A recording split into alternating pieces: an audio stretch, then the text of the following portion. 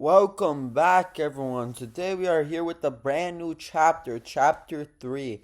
And today I'll be presenting the rise of extremism in the 1930s, triggered by the Great Depression, led to the failure of the League of Nations and the outbreak of World War II. As we remembered from last time, we ended in the 1920s, so this chapter we're going to be focusing on the 1930s.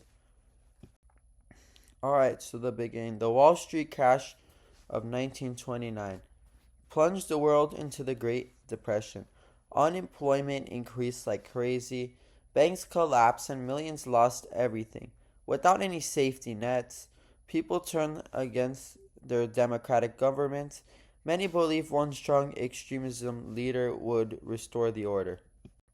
Slide 3, Adolf Hitler and the rise of Nazism. So I'm pretty sure you already heard about Adolf Hitler because he's a very famous person. So in Germany, Adolf Hitler brilliantly exploited the despair, promising to tear up the hated Treaty of Versailles, crush communism. He rose to power in 1933 and quickly turned Germany into a totalitarian Third Reich. So a little about his life. He was appointed chancellor after Nazi became the biggest party in 1933, and as said, established the Third Reich. We're gonna go out more about him throughout this lesson and chapter. So it wasn't just Germany who started to have this fascism. Similar dictatorships appeared elsewhere. As we know, Italy established their fascist state in 1922 earlier. Germany, as we said already, Hitler remained in Germany. And Japan started to have a military dictatorship, especially after they invaded Manchuria. And Spain was also starting to have a dictatorship later after Franco won the Civil War. All shared extreme nationalism and rejected any form of democracy. So these dictatorships regimes pursued many aggressive foreign policies, like Hitler invaded the Rhineland in 1936, the Anschluss, where Germany had a treaty with Austria against the Treaty of Versailles in 1938. Italy invaded Abyssinia in 1935. Japan expanded in Asia, getting Manchuria in 1931. Many conferences like the Rome-Berlin Axis, Anti-Comintern Pact, and the League of Nations was really powerless because as the old system of collective security was just not working anymore.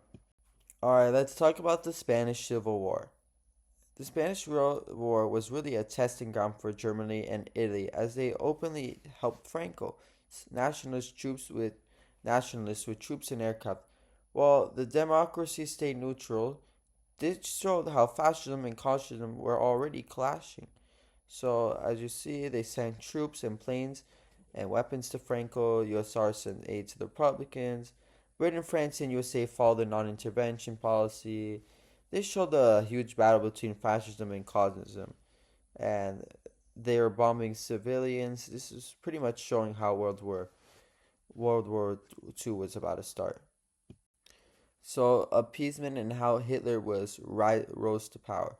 So instead of confronting Hitler, Britain and France practiced appeasement, giving to his demands in the hope of avoiding war. Chamberlain famously declared peace of our time after the Munich Agreement. The only time made Hitler more conflict.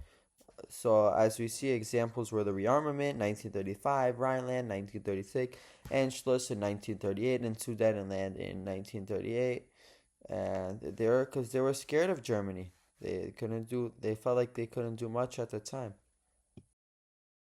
A little summary of this chapter, this lesson. In conclusion, the economy was really bad during the Great Depression, created the conditions for extremism.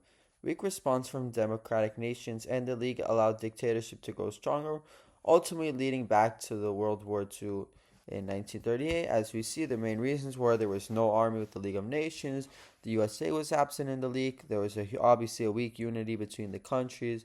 Manchuria in 1931 shows this League of Nations. Abyssinia in 1935. There was no Germany and Japan withdrew from the League of Nations, making it hard. And disarmament, they were trying to, be nice, but it ended up not working in the end. So, from economic crisis to war, Great Depression destroyed faith in democracy, leading to the rise of fascism, as we said. And appeasement and an effective League of Nations only encouraged further aggression from totalitarianism. By September 1939, Europe stood on the brink of another war. The consequences of an economic collapse and political failure had finally come due.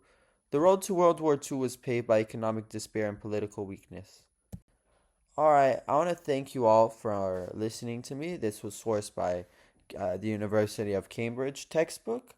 And again, I would like to thank everyone for listening. I hope every single person here has a blessed and wonderful day as the exams are coming up soon. I hope this was a great review. Bye. Thank you all so much.